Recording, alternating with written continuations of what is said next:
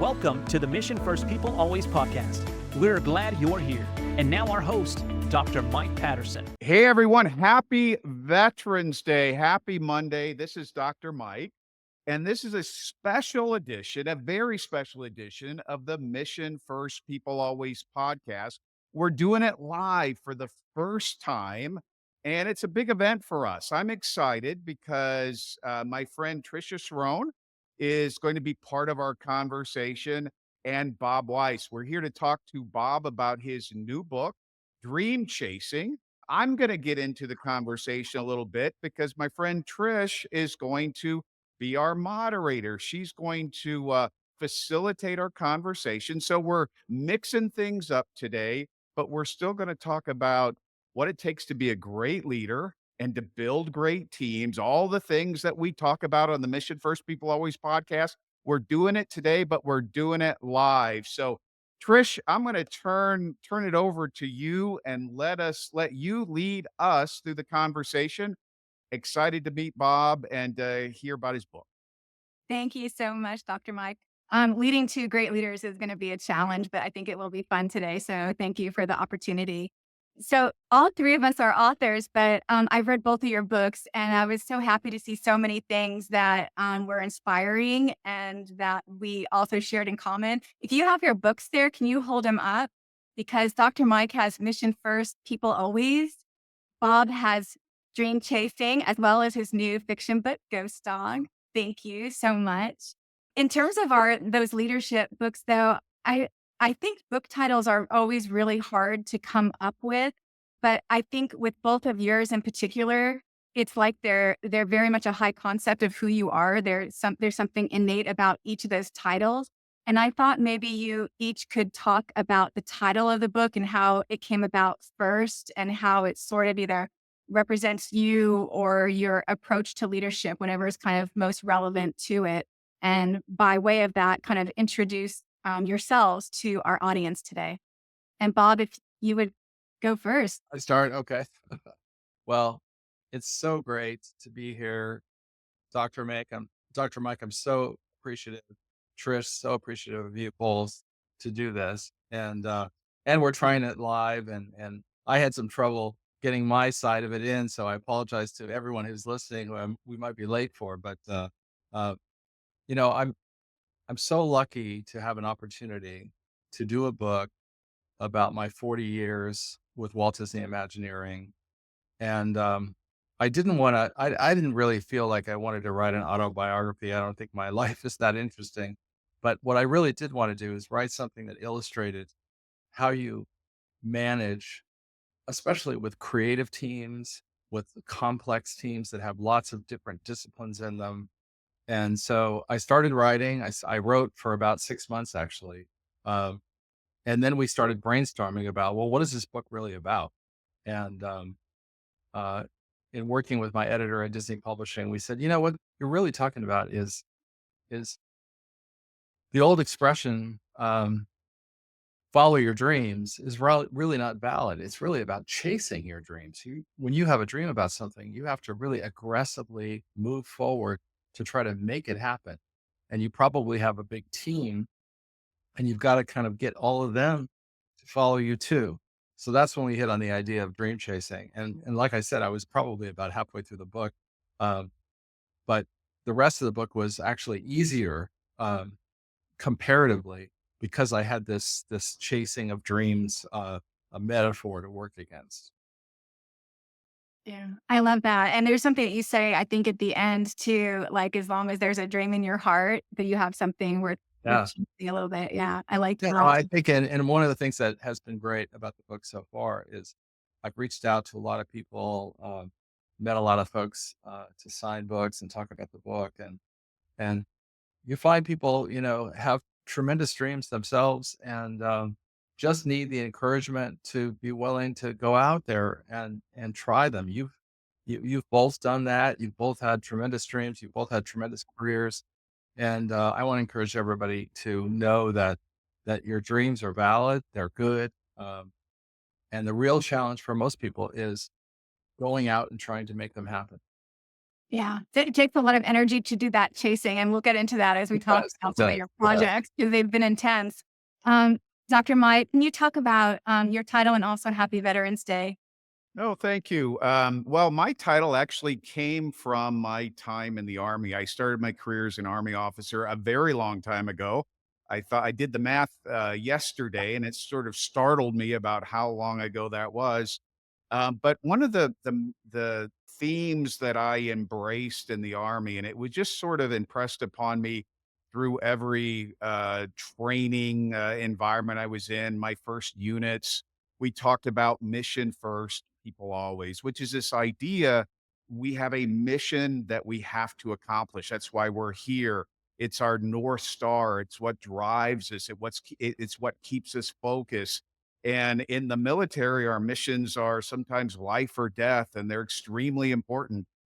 We've got to accomplish the mission, but we can't do that unless we take care of our soldiers. We take care of people. So early on, I recognized that the idea of leadership is a balance between task and people, mission and performance and people, and they have to be kept in balance. And I think the best leaders are able to find that balance, to strike that balance, because if you lean into one side or the other too much, if you focus on task and performance too much, people get burned out and they're ground down and you can't, they can't continue. And if you focus on people too much and make it kind of like a social club, nothing gets done. So there has to be that balance. And my book is about how you strike that balance. How do you stay focused on performance and task and give people something inspirational to pursue? But also, how do you do it in a way where they feel inspired and connected, motivated, plugged in, and that's energizing. So I've tried to do both, give both those messages in the title of the book as well as the book itself. You know, few people get thought leadership. And I feel like we all kind of learn it sometimes, like out there in the trenches, literally. And as I was reading both of your books, there's two things that whenever I talk about collaboration, the work that I do with my colleague Edward, we talk about this generosity and gratitude, and that you can do all these great things as a leader. But when you have those two extra behaviors, that's kind of what helps bring the fun and also, I think, brings more strength to your leadership.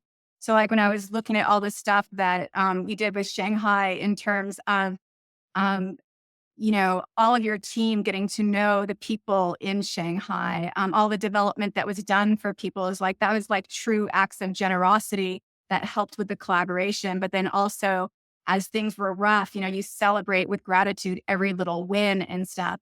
And I was curious, so where did you guys learn leadership? And Bob, you also talk in your time away from Disney, these visionary leaders, like from nuns to Navy leaders, and you talk about them as these great visionary leaders. Was there things that you saw in them that you took away or that you admired and you tried to bring into your own leadership?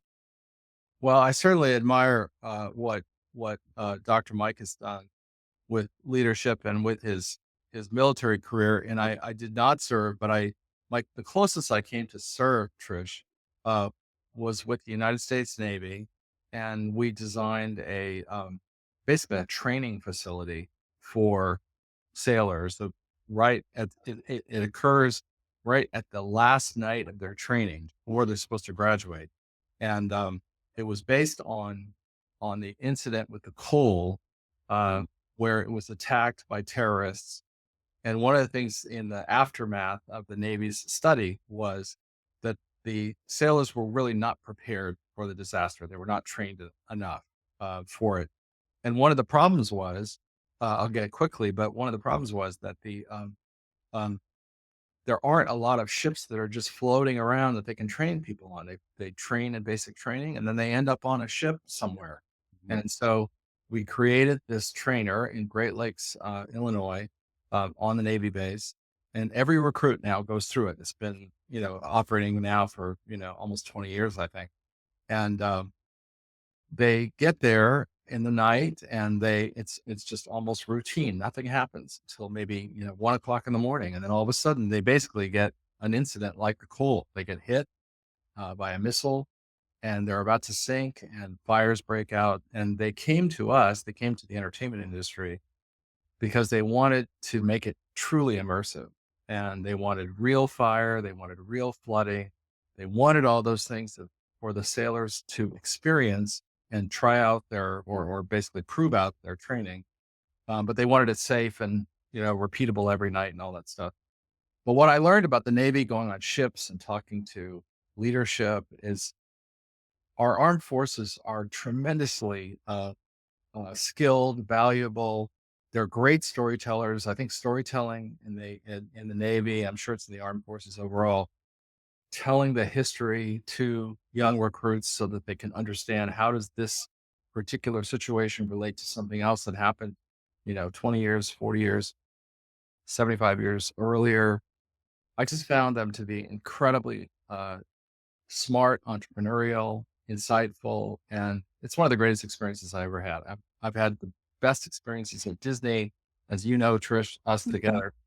But it was truly one of the most memorable things. And when we had a launching of the ship, it's a building, right? It's not a ship, but the Navy had a launching.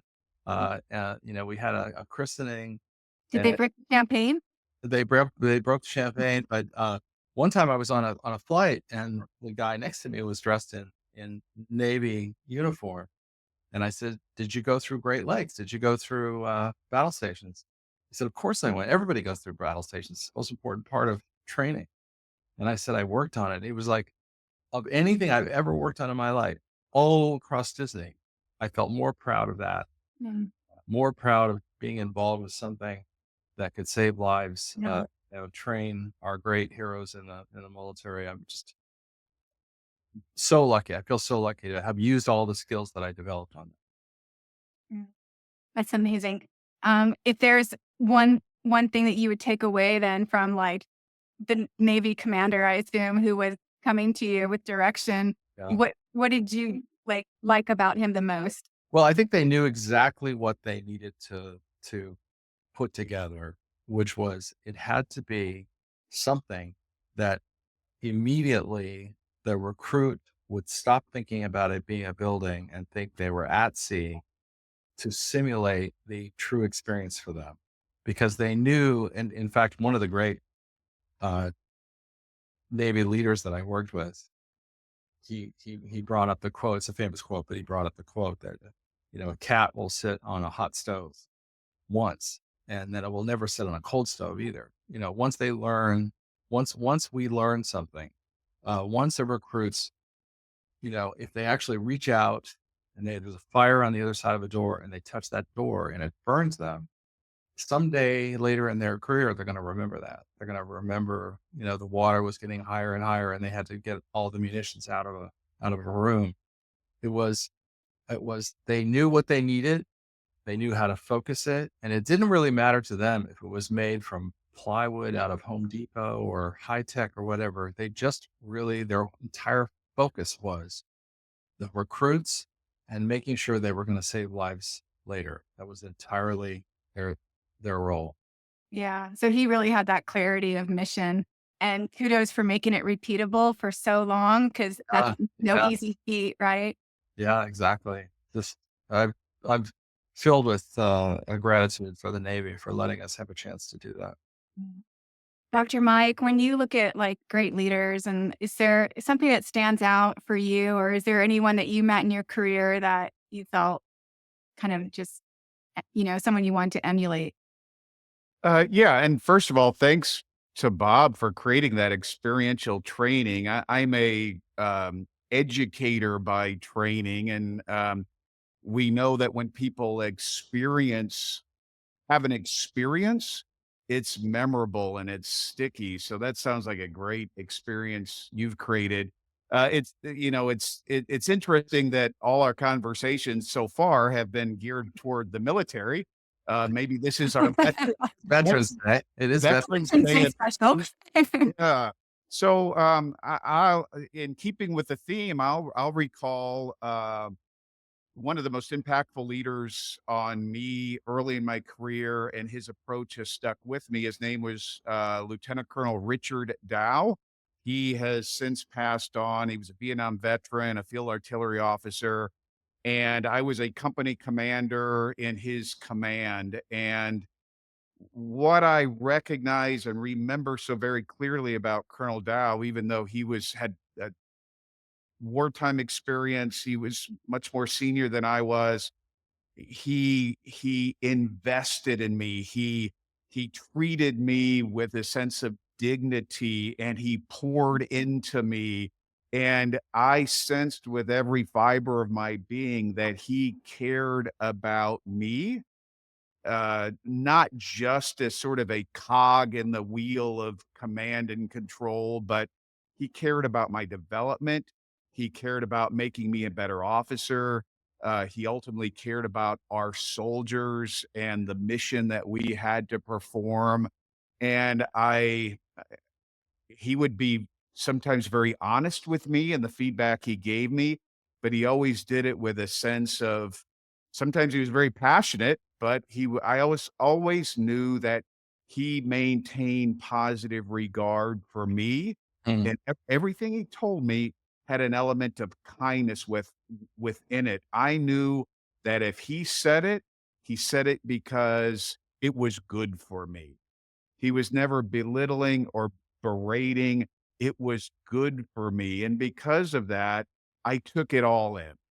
I never hesitated to go sit with him, and even after he retired and I was still around in the same community for a while, I would go sit on his back porch with him and just talk about his career and his life and leadership, and that deep sense of caring and concern stuck with me. Mm.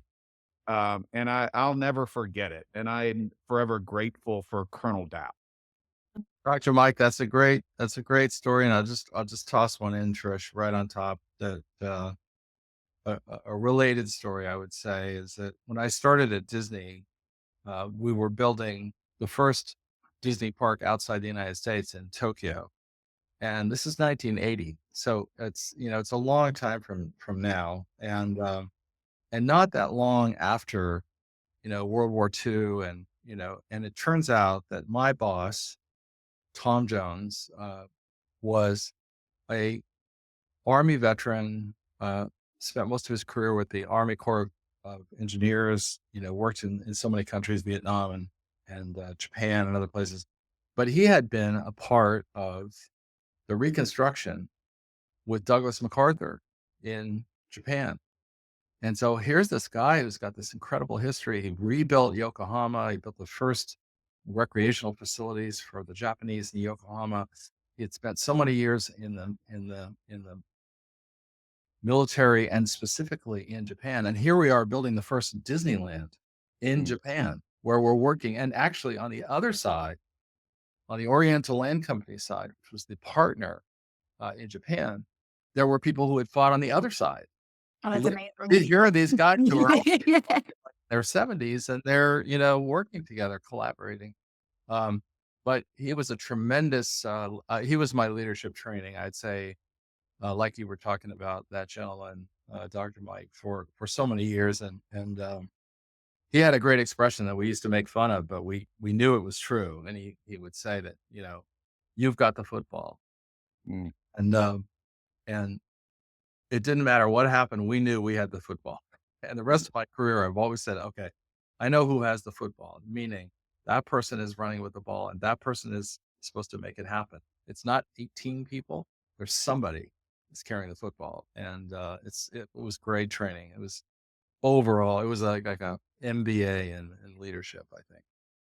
You know, building a theme park is different than a lot of other types of work, Bob. And I feel like there's always things that are different about leading creative people, or I don't mean to say, I don't know if creative people is the right word, because I also sort of feel like everyone is creative just in different ways. Right. But I'm curious, like, how you view that and how, some people just try to hire for creative and some people can train creative, but at some point, How do you lead people to be more creative? And are there like tools of the trade or things that you would do to enhance or magnify their creativity?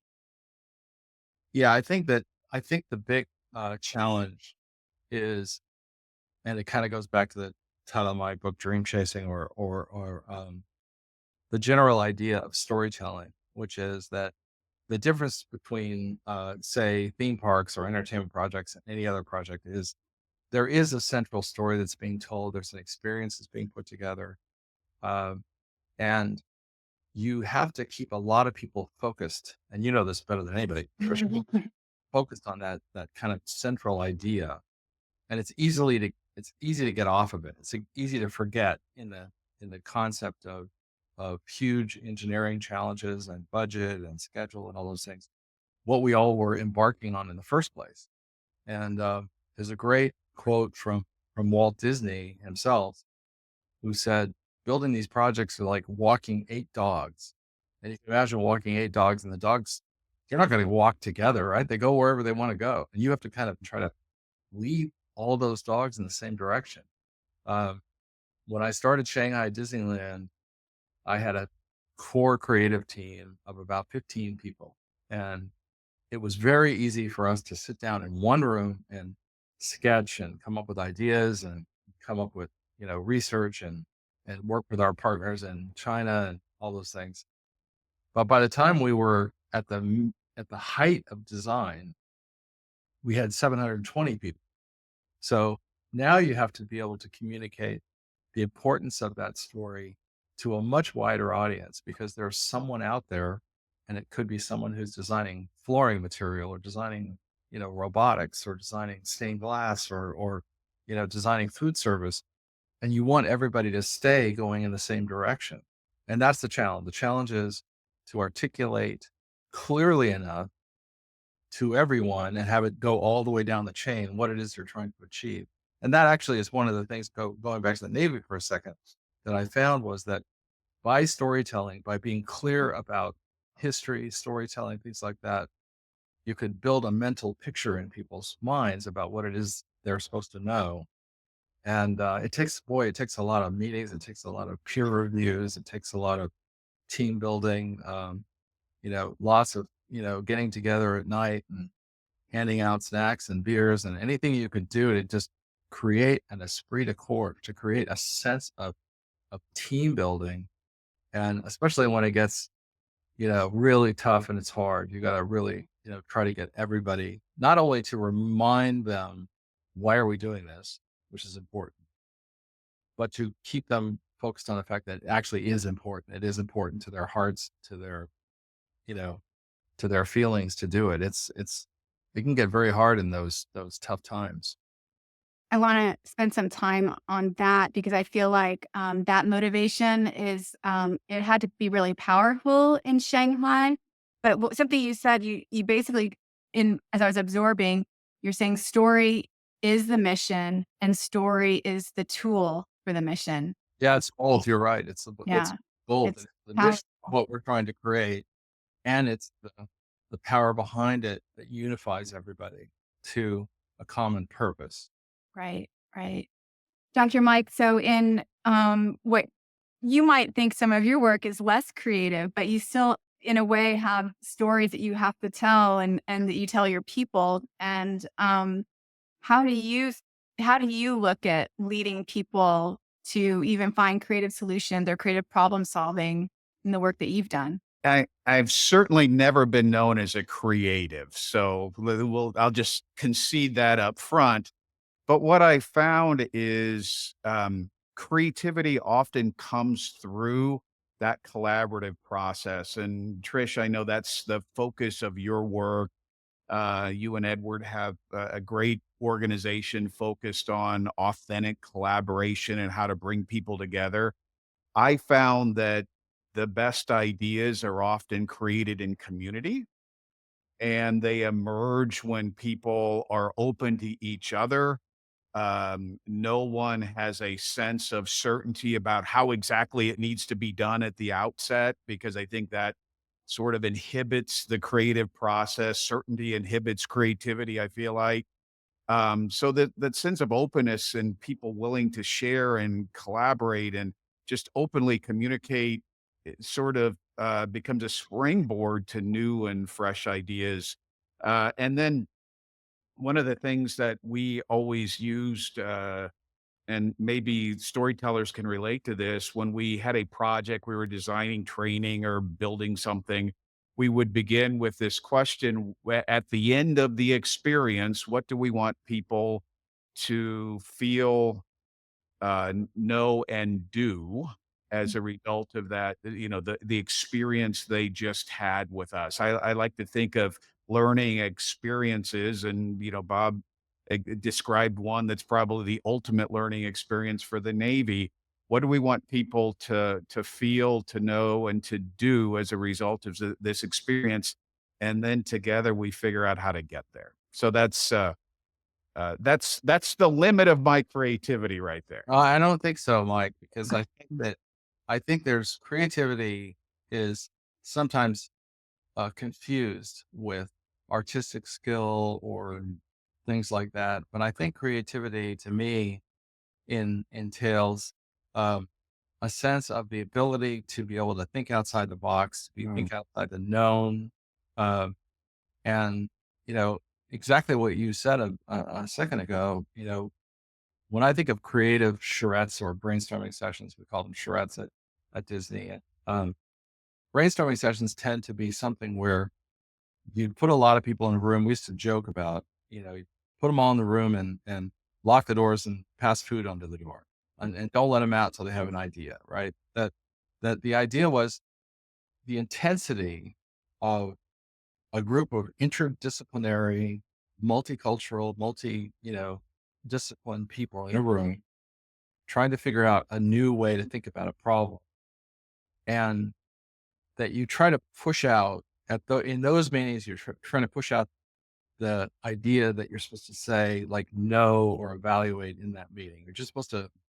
This is a time for everybody to think outside the box. So don't critique it there. Just let it, put it up on the wall, that kind of thing. But it's interesting that very quickly, and this is kind of what you were saying, very quickly, it's hard to know whose idea it was. This person suggested something, somebody else suggested something, somebody else added to it. And in the true magic, after a great creative brainstorming kind of session, um, you come away and you don't know, you got a great idea and you don't know whose idea it was. It's truly emerged from that people's, experience. And I've had that with, in what you might think of as a very creative venue, like Disney. Um, but I had similar situations with the Navy, with the Mayo Clinic, with people who came in not because they wanted to be quote unquote creative or artistic, but because they wanted their organization to think outside the box. They wanted to think outside the norm of what they're normally doing. And that's, to me, is what creativity is. It's the ability to put yourself outside of your day to day and say, kind of, what if we did it a different way? Yeah, two quotes come to mind. There's an ancient Hebrew proverb that says, "As iron sharpens iron, so one friend sharpens another." Mm. And that creative, collaborative process, I like to think of as a group of friends who are sharpening each other. One idea sharpens another idea, and someone comes up with something else, and before you know it, we've got something that's pretty great. The other quote that comes to mind is from one of my favorite storytellers, Mark Twain. Mark Twain, it's not what we know that gets said. It's not what we know. I'll paraphrase him and probably mess it up a little bit here, but it's not what we know that gets us in trouble. It's what we know for sure that gets us in trouble. And Right. so I think he's on to something there. We have to sort of suspend our commitment to our biases and our way of doing things and our ideas, and what we know works and worked in the past, and be open to build on that, and open to other ideas. That's so Yeah, true. That's so true. it's true. Because you both paint a beautiful, rosy picture, but I'm sure there's leaders out there going like, not with the people I'm working with, or not with that person's ego, or not with this person's insecurities or whatever. And so what about when there is conflict? Or are there rules that you set up for your team, but you're still going to have conflict, or someone's going to want their idea, or someone's going to think we need to do it this way? And so, how have you guys navigated? Like, do you just bring them in there and lock them and feed them? How do you Okay. do it Well, out? one of the things I found in the kind of the brainstorming business, you've both been in it, but usually an organization has great people, but they're feeling kind of stuck. They're in one way of thinking, or they're trying to break out something new. At times, when we would do some of these at Disney for nonprofits or for organizations, or even for in Disney, you get stuck too. There's no question about that.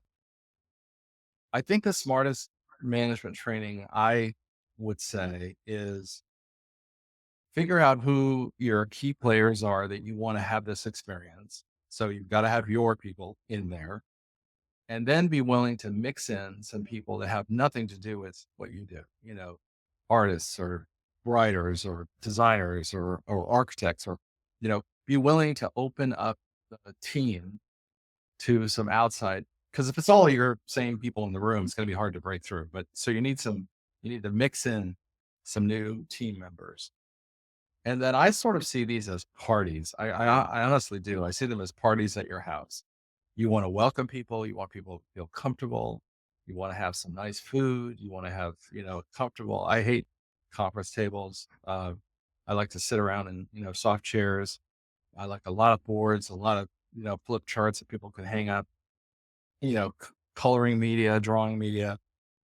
I think it's something where you really want people to feel comfortable talking to each other. If it gets too programmed, people like to do, well, what's the agenda? We're going to talk about this for 5 minutes and that for 5. It's like, no, we're just going to go in a room and we're going to put all the stuff up on the wall and talk about it for a couple days. One of the things I always, whenever I can, I try to do it this way. I will get the parties together, mix up some people that don't know each other. And then whenever I can, I'll do a dinner the night before. And the great thing about a dinner the night before is you kind of break the ice between the people that don't know each other. They get a chance to meet each other casually in a casual conversation. I usually try to do it in some kind of a private room where after dinner, you can actually present the problem. Here's what we're going to do tomorrow. Here's the agenda. But you do it in a very casual kind of social way. So the next morning, people jump right in because they already know each other. They're not nervous. They already know what they're trying to do. And you're kind of like, it's more than just the dinner, the 2 hours of dinner. It's like, it saves you another a day, right? Of time. And you have to think about things like that socially that get people, you think about, okay, one of the great things I love to do is finish. Let's say you're going to finish at 5 o'clock. I know it sounds very, technical, but it really works. Finish about 5 and you bring some snacks in, and you will find that people will stay there and talk until 8 o'clock.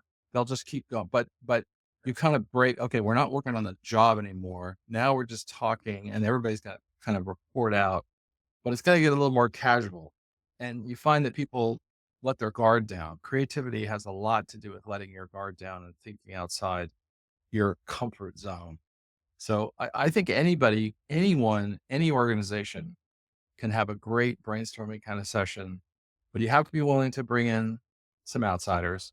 You have to be willing to focus the time, and you have to be willing to not have it so programmed that you're just going to hear the same stuff you always hear. You have to be willing to have a pretty, open platform for people to think about it. I love that. I always was sharing recently with our elections and stuff. I'm like, more of us just have to have dinner together. And I always feel like over a meal, when you actually talk to someone, you realize how much you have in common. It could be someone on the other side of the planet who you're, kind of to your Japanese World War II example. And but if they had ever had that meal, some hot dogs and beer over conversation, you wouldn't have war. And Yeah, I'm a huge defender of in-person working, and I know that we've gone through COVID. We've all gone through hell on it.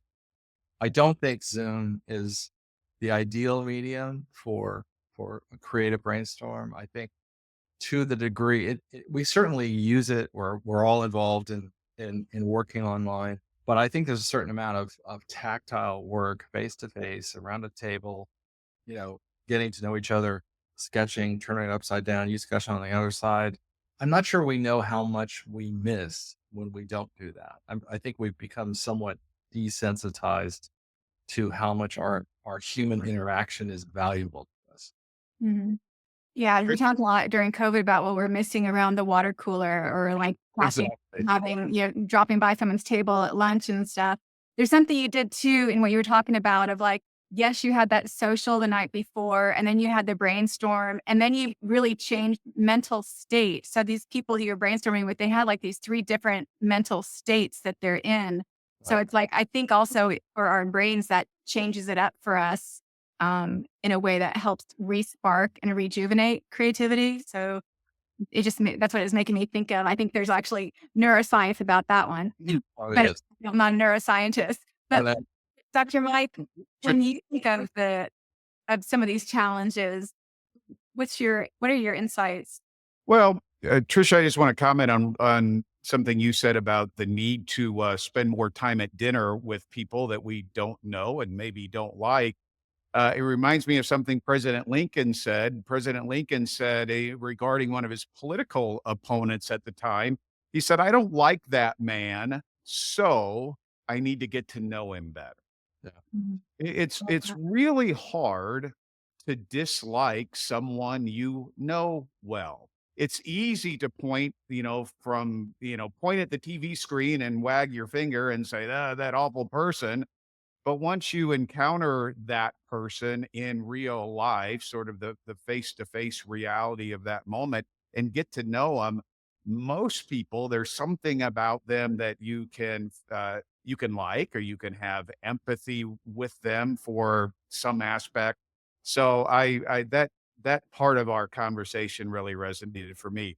What I found, I'll talk a little bit about conflict in the workplace and just mention the fact that conflict, by definition, is an emotional response to this perception that something that's important to me is being threatened, that my values are being violated in some way. And so I found that when we recognize when someone is sort of experiencing conflict or being triggered into conflict, it's because they're perceiving some sort of threat. And so if we can create environments that are non-threatening, and Bob's kind of describing what that looks like, if we can create environments that are non-threatening and we put it out there that we're here to discuss and a variety of ideas and we're here to listen and there's no right or wrong, better or best at this point, we get to a place where people will freely share and not feel like they've got to die on this hilltop or a particular idea. Because when people start, drawing the line and I can't cross that line, we risk a lot of conflict in the workplace. And I think knowing what's important to people in advance, what moves them to action, what drives them is a good way to recognize what's important to them. And if we honor what's important to people, we don't go into conflict. I think that's a great insight, Dr. Mike. And one word that pops out to me from what you just said is having empathy and having the ability to see the same problem from different people's points of views.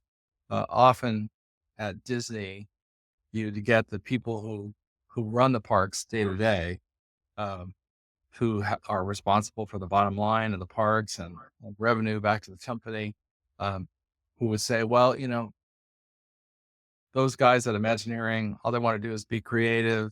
They don't care about the operation. All they want to do is overspend, money on their own ideas and that kind of thing. And then the Imagineers would say, well, those guys that run the parks, all they care about is the money. All they care about is the bottom line. We don't, they don't care about creative. They don't care about ideas. They don't care about the guests.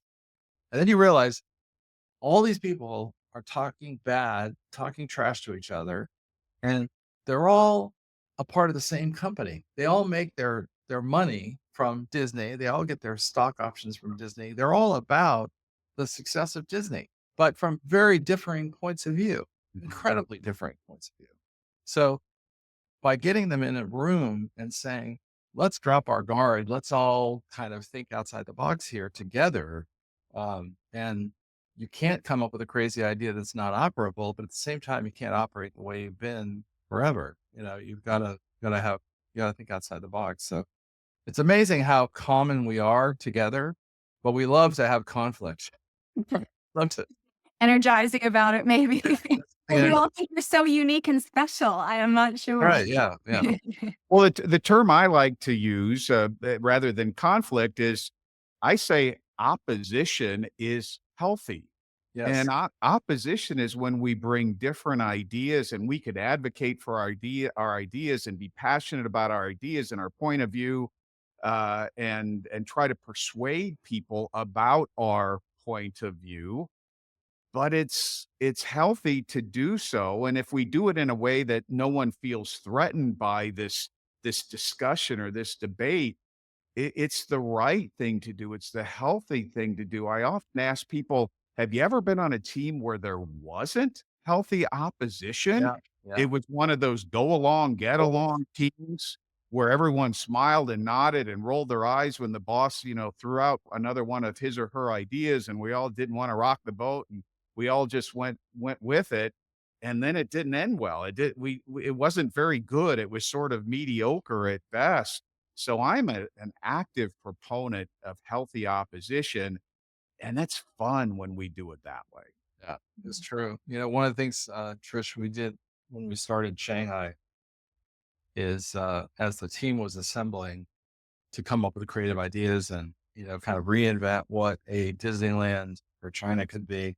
Um, we all went to Disneyland and we worked the positions that we were involved with. So if you were going to work on Fantasyland, you went down, you got a costume, you checked in, and you worked in Dumbo or you worked in the carousel or It's a Small World. You went to Adventureland, worked at Pirates. And it was first of all, it was a great team building experience for everybody to go down there and, really be a cast member, in the park for those that hadn't done that before. Great team building, but also the operations teams kind of never forgot that we did that. They never forgot that these artists and designers and architects went down, actually worked the position, saw what standing in the heat and the sun for, 8 hours with kids crying and, in front of Dumbo because they can't get on in time or what, really experiencing that. And then the designers themselves, the people who were creating it, could never sort of divorce themselves from the fact that these are real people that you have to serve, and you have to serve a lot of them every day. So I think, Marty Sklar, who was a patriarch of WDI, often talked about putting yourself in the guest shoes. I think what we've also tried to do is put yourself in the cast shoes, people who work there, because the way that the cast treats the guest is also the guest experience. So, the interaction between cast and guest, we create stages, we create venues for things to happen. And I think this is the same if you're designing a Whole Foods or, a new office or something. Is you create venues for people to work together, but it's still the people there. It's the people there that make the experience. And so you have to put yourself in the shoes of those people. So I have often tried to put myself in the shoes of some of those Imagineers that were working in, Shanghai, cleaning out sludge and laying brick and Yeah. night programming and all that stuff. And I really can't. I wasn't trying the book. I think I was pretty clear about some of those things. But I remember when it was all done, and you say in the book, like Bob Iger said, it was like a defining moment for Disney. Yeah. And we talked about it, I think, in a meeting. I think you sort of had the light bulb that it was like a moonshot for Disney because it was everything that we were doing was so hard, but once it was completed, the impact would be exponential and the learnings and stuff would be exponential. But that's sort of this external mission, and how over 5 years did the people maintain, right? We've talked about there could be conflict and bringing people together, but 5 years of doing some of this really hard work. And so yes, you're building like the first theme park in Shanghai, but that doesn't feel to me like a strong enough purpose or mission for someone to day give their all, right? So how did you what was their purpose and meaning that you gave to them each to keep them going day after day? I think there was a belief, uh, and I can't imagine the things that for instance, Dr. Mike's gone through in the army and things like that. But I think there was a sense that there was a purpose in the meeting point of a a Chinese audience and an American design and creative company coming together really for the first time and trying to understand each other. I think it was couched as a, a huge opportunity of international understanding. And I saw my role as much more of kind of an international diplomat than as a theme park designer. But we were building something that for decades forward, and we're seeing it now actually more than ever before, was going to be something where cultures could come together. Uh, so I think people feel like the cultures coming together is really the thing that happened. You see it in Tokyo, you see it in Europe, uh, and we once had this focus group, and and it was a group of people from lots of different walks of life in China, and we're standing behind glass, listening as the moderators asking people questions. And this one guy didn't really say much, and kind of toward the end, he raised his hand, and we were talking about how Americana it should be, how American it should be versus you know international or whatever. And he said, "You guys don't get it. Um, Disney does not belong to America. Disney belongs to the world." I And remember hearing that. I was I shocked. always remember that idea, and it's true. Disney belongs to the world, and so I think people stay focused on that. They stay focused on this kind of international. That certainly was where Bob Iger was coming from.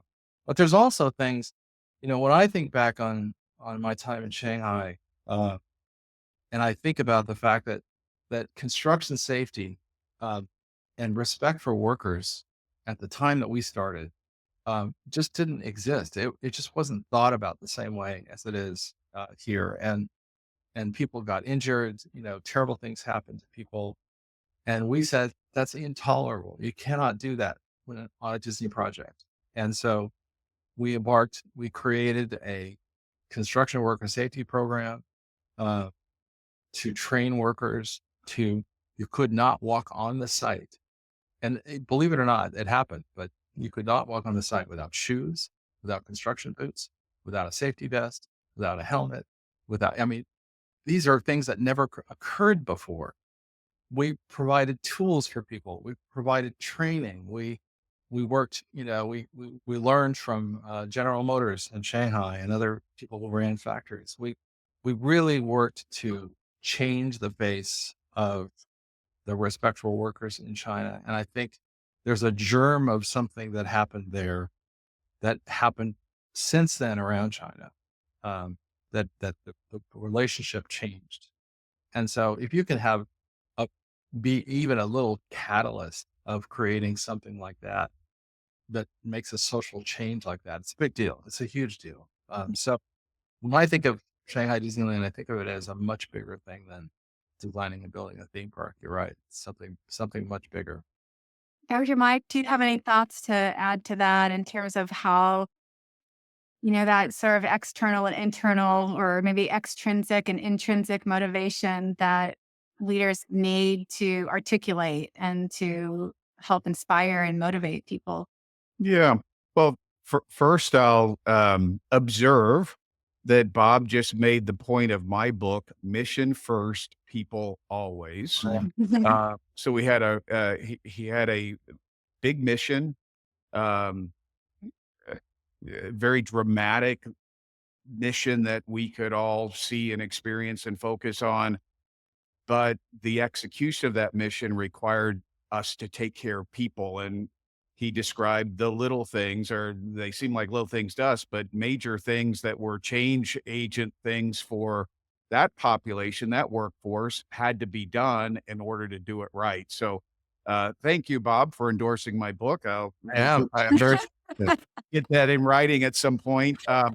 But I guess the small point I would add to the conversation, with which I think is very rich, is it's important to have meaningful missions, but the extra mile step is for each person to recognize why that mission is meaningful to me personally. yeah. It's easy for an executive to stand on a stage and talk about this big grand thing we're doing, but how does it connect to me as a contributor to that? Each of us are driven by internal drives. I like to lay them out in sort of three P's: people, performance, process. And we care about something that moves us. And so if I can connect something that I care about personally to this big life-changing thing we're working on together, then you've got me. You've got me heart and soul and mind and body, and I'm all in. But that takes a little bit of extra effort on the part of, in some cases, frontline leaders to have that conversation with people to recognize what's important to this person and how can we make that connection to this bigger project we're working on. And if we can do that, that's sort of the leadership at its best. That's connecting motives. We're making our individual motives really meaningful in the context of this project, and it's a powerful force. Bob, did you want to add something? I saw you writing a note. I wasn't sure. Well, I was just writing a note because it's interesting that we all come from different backgrounds, and Dr. Mike and I probably come from very different backgrounds. But you said full performance process. We have almost exactly the same expression: people, product, process. But we still use the three P's. And it has to be things that people will remember and people can relate to as they're working really hard. We are coming up on an hour, and I think we could talk for quite a bit longer. I wanted to just kind of ask a couple little, like one or two final questions.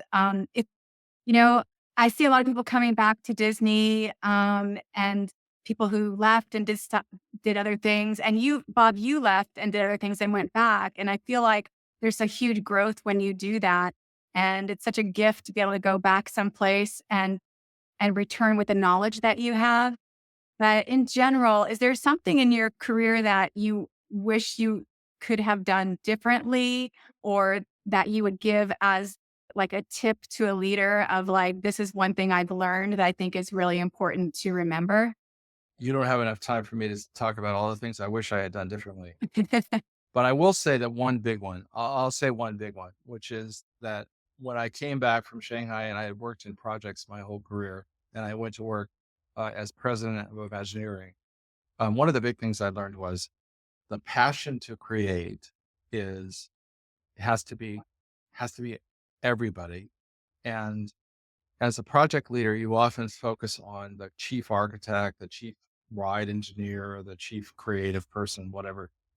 And then you get back and you realize there are people in scheduling and planning and estimating and purchasing and logistics and travel and finance and that they have as much passion for the process as anyone else. And they're often the people that the project world forgets about. They don't forget about them. They need them. They're essential, but they don't realize that they are as much a part of the process. So when you realize you're trying to run a big organization, you realize those people, the people who run your commissary, they are as essential to the process, and it's essential to them to feel a part of it. And that was a big learning for me. Dr. Mike, is there something that you would, or some, I'm not trying to point out failings of anyone. No, I understand. I think for me, I would have been a more eager and more humble learner early Mhm. on in my career. I talk with respect and great honor about my mentor, Colonel Dow, at the outset of our conversation. But I think back to so many other really excellent leaders that I could have plugged into and learned from. And one of the things I enjoyed about, and it caught my attention, Bob, in your book, was it seemed like you were really open to learning from all the leaders you were able to associate with even early in your career. You were a young guy not too long out of college, and you wrote about how you learned this from this person and that from that person. And you even mentioned an early lesson today about who's got the football. You still remember that 40, some years Oh, later. yeah. You don't have to count them all.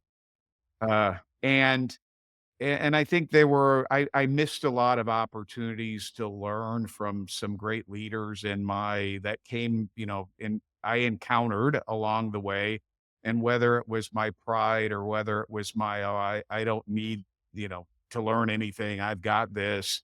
Just a sense of humility and eagerness to learn would have served me well early in my career. I often think of ending conversations like this with legacy questions, but I'm also curious, and maybe we can talk a little bit after this question of where you guys see yourselves going next, because I think it's old school when people say they leave a job or they retire. Like nobody wants to retire. There's so many great things still to do in the world. But my sort of last question is, as a leader, and all the other things you're gonna be doing still in your lives, how do you want people to remember you? And I always think like when I was, working with the producers at Disney, and I would hope that they knew I was always in their corner and they were going to be successful. And if they left the company, I had taught them something and given them the confidence to go forward. But what would you guys like your people to say about you, or when they reflect on what, you know, who when they refer to you as their Tom Jones or their Colonel, what do you want them to say about you?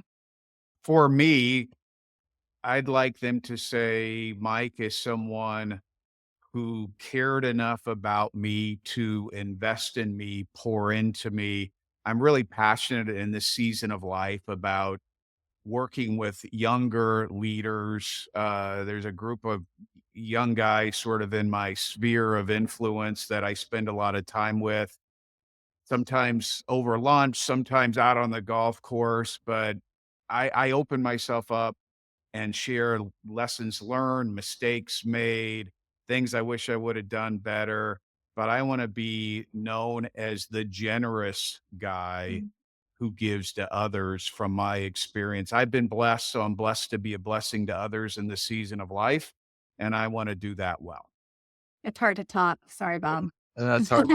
I'll just say I have surprisingly, unexpectedly discovered writing, something you've known for a long time, uh, Tricia and Mike. But I've discovered writing as a way, as an outlet to try to form stories that could use some of those years of experience to be meaningful or supportive to people. And those little moments, I didn't expect it. Those little moments of book signing, for instance, where someone comes up and they talk about their kids or their grandchildren or their parents or their son who wants to be an Imagineer or whatever. It's incredibly emotional. I find myself like hugging strangers in like 5 seconds.